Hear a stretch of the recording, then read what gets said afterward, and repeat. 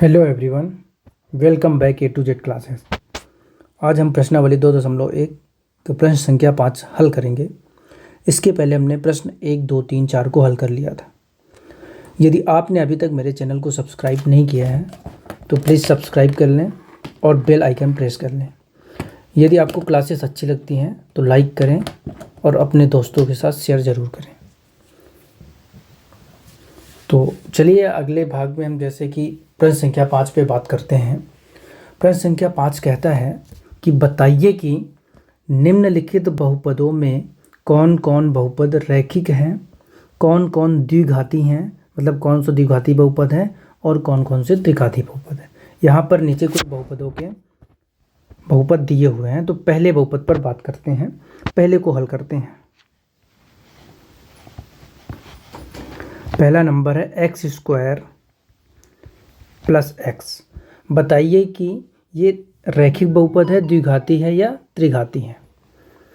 तो किसी भी बहुपद में को मतलब निर्धारित करने के लिए कि रैखिक है, द्विघाती या त्रिघाती, उसमें चर की घात देखी जाती है। तो यहाँ पर आप देखेंगे कि चर की सबसे बड़ी घात क्या है, 2।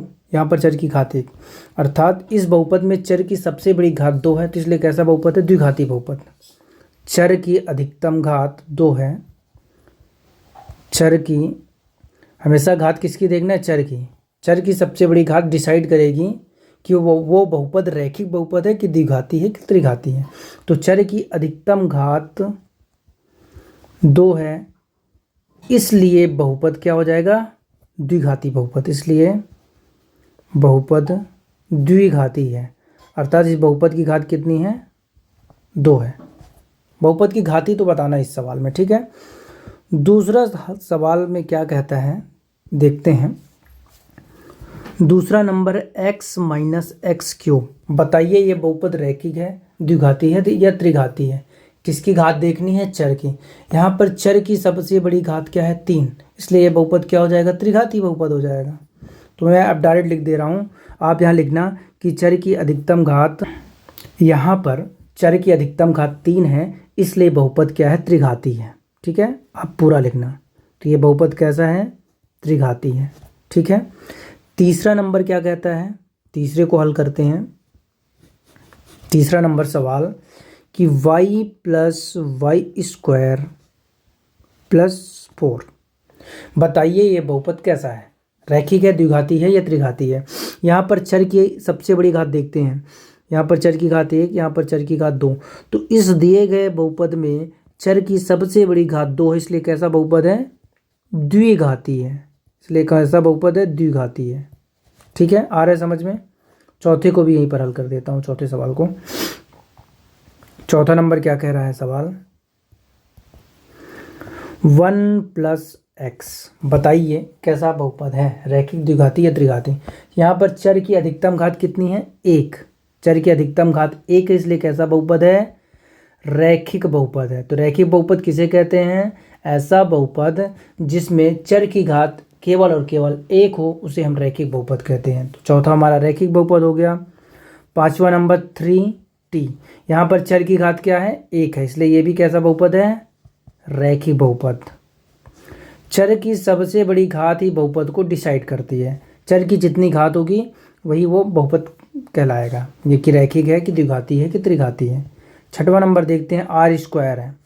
यहाँ पर चर की घात कितनी है, 2। चर की घात कितनी है, 2, इसलिए कैसा बहुपद हो जाएगा, द्विघाती बहुपद हो जाएगा। कैसा बहुपद हो जाएगा, द्विघाती। ठीक है। सातवां नंबर क्या हो जाएगा, इसको मैं यहीं पर हल कर देता हूँ। सातवां हो जाएगा, यहाँ पर देखिए चर की घात कितनी है, चर की अधिकतम घात 3 है, इसलिए त्रिघाती बहुपद। कैसा हो जाएगा, त्रिघाती बहुपद।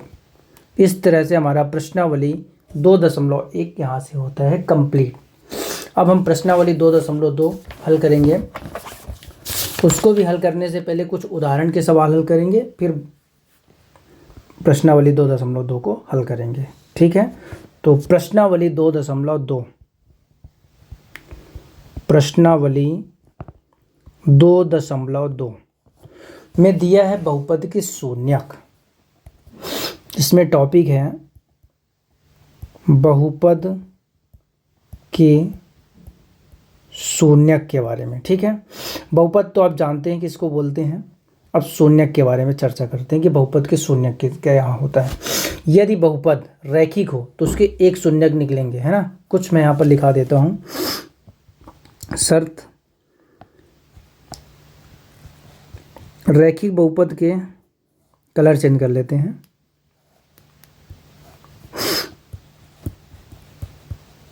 रैखिक बहुपद के एक शून्यक होते हैं। कितने शून्यक होते हैं? एक शून्यक होते हैं। रैखिक बहुपद की कितने शून्यक होंगे? एक। यदि किसी बहुपद में चर की अधिकतम घात एक है तो उसे रैखिक बहुपद कहा जाता है। एग्जाम्पल, जैसे मान लीजिए मैंने लिख दिया x+1। कैसा बहुपद है? रैखिक है। क्यों है? क्योंकि यहाँ पर जो चर है उसकी घात क्या है? एक, इसलिए रैखिक बहुपद है। ठीक है ना। चलिए दूसरा देखते हैं। द्विघात बहुपद के कितने शून्यक होंगे? जितनी घात उतने शून्यक। द्विघात बहुपद के दो शून्यक होते हैं। द्विघात बहुपद के दो शून्यक होते हैं। तीसरा है त्रिघात बहुपद। तो त्रिघात बहुपद के कितने शून्यक हो जाएंगे? तीन शून्यक होते हैं। यानी किसी बहुपद में जितनी घात होती है उतने ही शून्यक होते हैं। शून्यक का मतलब होता है हल, उतने उसके हल निकलते हैं। ठीक है। तो बहुपद मैंने आपको बताया था कैसे पहचानते हैं, बहुपद के क्या नियम होते हैं बहुपद पहचानने के, कि चर की घात हमेशा धनात्मक होनी चाहिए और पूर्ण संख्या होनी चाहिए, तो वो बहुपद कहलाता है। ठीक है ना। अब बहुपद के शून्यक के बारे में बात करते हैं। एक मैं उदाहरण लेता हूँ बहुपद के शून्यक का। मैंने एक उदाहरण लिया। मान लेते हैं कि एक बहुपद है p(x) बराबर ax+b। मान लीजिए एक बहुपद है p(x) बराबर ax+b और इसका हमें शून्यक निकालना है। क्या करना है? शून्यक। तो शून्यक निकालने के लिए सबसे पहले बहुपद को हम शून्य के बराबर करेंगे। किसके बराबर करेंगे? शून्य के। तो हम इसको शून्य के बराबर कर देते हैं। p(x) बराबर 0। हमने बहुपद को किसके बराबर कर दिया? शून्य के। और p(x) बराबर कितना दे रखा है? ax+b। तो p(x) के स्थान पर रख देते हैं ax+b बराबर 0, है ना। यानी कहने का मतलब सबसे पहले एक समीकरण टाइप का लिखेंगे, क्योंकि बराबर लिखने पर समीकरण हो गया। ठीक है। चलिए अब यहाँ पर जो +b है ना, इस +b को हम इधर पक्षांतरण करेंगे। और प्लस वाले को जब भी बराबर के उधर ले जाया जाता है, पक्षांतरण किया जाता है, तो जो प्लस चिन्ह है वो माइनस में हो जाता है, और यदि माइनस में होगा तो प्लस हो जाएगा। तो यहाँ पर देखिए ax+b है, तो इधर आके क्या बन गया? माइनस का b। ठीक है। अब ax बराबर -b, हमें किसका मान चाहिए? x का चाहिए। तो हम a और x के बीच में क्या संबंध है? गुणे का। a और x के बीच में क्या संबंध है? गुणे का। यानी चर राशि हमेशा किसी भी, चाहे संख्या या किसी के भी साथ लिखी हो, हमेशा गुणे में होती है। तो यहाँ पर क्या है? गुणे में। तो गुणे वाले को जब ले जाएंगे तो हमेशा बटे के नीचे जाता है। तो बटे के नीचे देखिए हमने a को लिख दिया। इस तरह से इसका एक शून्यक क्या निकला? x बराबर -b/a। जो यहाँ पर एक बहुपद लिखा था p(x) बराबर ax+b, इसका शून्यक क्या निकला? x बराबर -b/a। क्या हो गया? इसका एक शून्यक। क्यों शून्यक है? क्योंकि जब इस मान को मैं वापस इसमें रखूंगा, इस बहुपद में, तो इस बहुपद को क्या कर देगा? 0 कर देगा। ठीक है। कैसे करता है चलिए यहाँ पर देखते हैं आगे।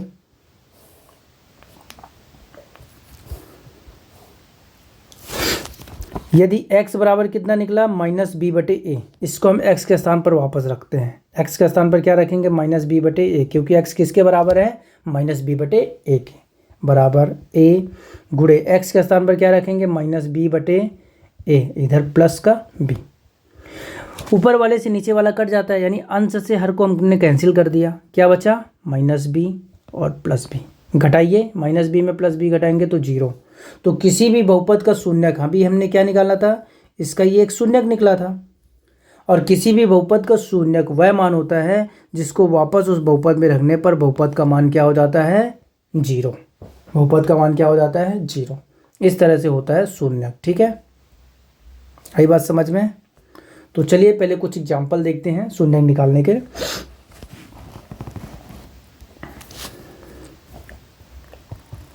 जैसे मान लीजिए आपसे पूछा जाए कि बहुपद 3x + 8 का शून्यक ज्ञात कीजिए। ऐसे आ जाए सवाल आपसे परीक्षा में, 1 नंबर का आ सकता है, ठीक है। मान लीजिए ये सवाल आ गया, अब इसको हल करना है, ठीक है, कि बहुपद 3x + 8 का शून्यक ज्ञात कीजिए, ठीक है।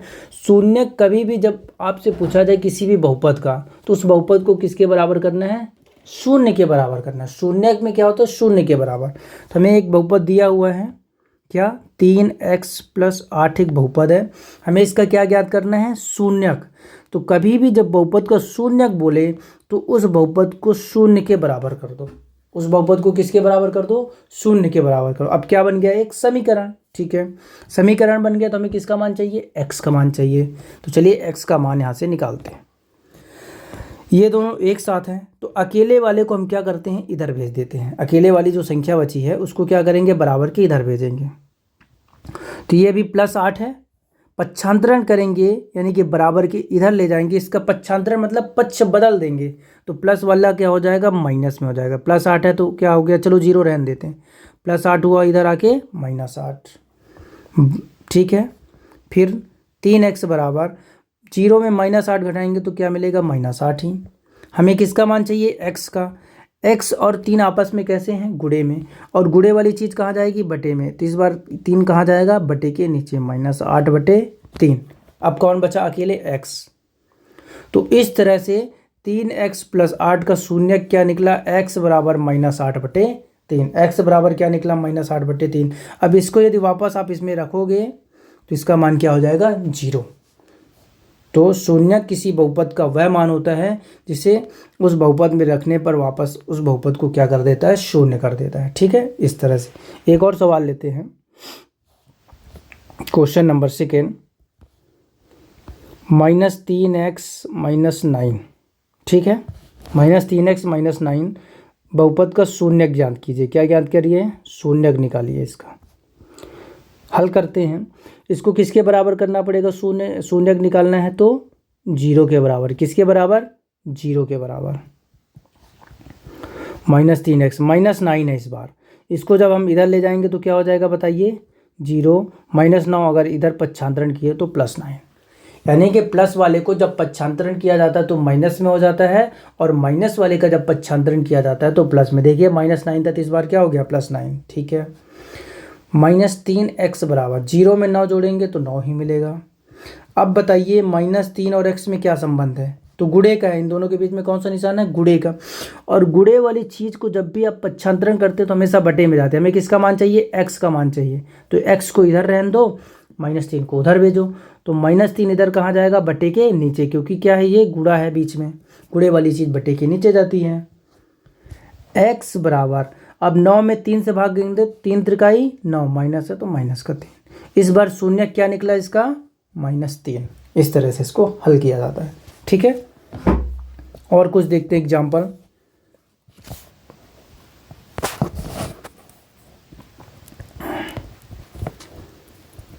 (4x - 20) एक बहुपद है, ठीक है, का शून्यक ज्ञात कीजिए। चलिए इसको हल करते हैं। इस सवाल को शून्यक निकालना है तो सबसे पहले बहुपद को किसके बराबर करना होगा? शून्य के, ठीक है। अब बताइए ये -20 है, इसका पक्षांतर करेंगे इधर तो +20 होगा, 0 तो रहेगा, ठीक है। 4x बराबर 0 में 20 जोड़ेंगे तो 20। अब बताइए 4 और x के बीच में क्या संबंध है? गुणे का। गुणे वाली चीज़ जब ट्रांसफ़र करेंगे तो कहाँ जाएगी? यानी पक्षांतरण करेंगे तो कहाँ जाएगी? बटे के नीचे, यानी बटे में जाएगी हर में। अब x बराबर क्या होगा? 20 में 4 से भाग देंगे तो 4 पंचे 20, x बराबर 5। तो इस बार शून्य क्या निकला? 5 निकला, ठीक है। इस तरह से इसको हल किया जाता है। एक और एग्जाम्पल लेते हैं ताकि अच्छे से क्लियर हो जाए। इस बार लेते हैं -3x + 27। x ना लेके y ले लेते हैं। चलो यहाँ पर इस बार -3y + 27 एक बहुपद है। कैसा बहुपद है आप लोग बताइए? रैखिक बहुपद है। क्यों है? क्योंकि यदि किसी भी बहुपद में चर की सबसे बड़ी घात 1 हो, बताइए इस बहुपद में चर की कितनी घात है? सबसे बड़ी घात 1, इसलिए ये रैखिक बहुपद है। ये कैसा बहुपद है? रैखिक बहुपद है। ये रैखिक बहुपद, और रैखिक बहुपद में जो है शून्य कितने निकलेंगे? केवल 1 निकलेंगे। यदि बहुपद की घात 1 है तो शून्यक भी 1 ही निकलेगा। ठीक है, यहाँ पर देखिए बहुपद की घात कितनी है? 1, तो शून्यक 1 ही निकलेगा। इसका क्या निकालना है? शून्यक निकालना है। क्या निकालना है? शून्यक। शून्यक निकालने के लिए क्या करना पड़ेगा? सबसे पहले बहुपद को शून्य के बराबर, चलिए हमने कर दिया शून्य के बराबर, -3y + 27 को इधर भेजेंगे तो -27, क्योंकि प्लस वाला जब उधर जाएगा तो चिन्ह बदल जाएगा। -3y बराबर 0 में -27 घटाएंगे तो -27। -3 और y के बीच में क्या संबंध है? गुणे का। ठीक है, अब हमें किसका मान चाहिए? चर, इस y का चाहिए, तो इस -3 को क्या करेंगे? इधर भेजेंगे, तो गुणे वाली चीज़ कहाँ जाएगी? बटे में, तो -27 बटे -3। इस माइनस से ये माइनस कट गया ऊपर वाले से, 27 में 3 से भाग दीजिए, 3×9 = 27। इस तरह से इसका शून्य क्या निकला? 9। इस तरह से इनको हल किया जाता है। ठीक है, तो इस तरह से हमने देखा कि शून्यक कैसे निकाला जाता है। तो रैखिक बहुपद में केवल और केवल 1 शून्यक निकलेंगे। यदि द्विघात बहुपद है तो उसके 2 शून्यक, त्रिघात बहुपद है तो 3 शून्यक। तो आज के लिए बस इतना ही। हमने प्रश्नावली 2.1 का प्रश्न संख्या 5 और प्रश्नावली 2.2 में शून्यक के बारे में सीखा कि शून्यक क्या होता है। शून्यक वह मान होता है जिसे हम बहुपद में वापस रखते हैं तो बहुपद का मान शून्य कर देता है। शून्यक का ये मतलब नहीं होता कि बहुपद का जो शून्यक निकले वो शून्य ही निकले, ऐसा नहीं होता। शून्य भी निकल सकता है और शून्य नहीं भी निकल सकता है, ये जरूरी नहीं है। तो अगली क्लास में मिलते हैं, और अगली क्लास में हम बहुपद में उसके मान निकालना सीखेंगे कि मान कैसे निकाला जाएगा, है ना। एक बहुपद दिया रहेगा और उसके कुछ मान दिए रहेंगे, तो बहुपद के मान हमें ज्ञात करना होगा। तो वो अगली क्लास में करेंगे। तब तक के लिए अब बहुपद के शून्यक के कुछ सवाल हल करिए, और आपसे रिक्वेस्ट है कि मेरे चैनल को ज़रूर सब्सक्राइब करिए, शेयर करिए, लाइक करिए। धन्यवाद। आज के लिए बस इतना ही।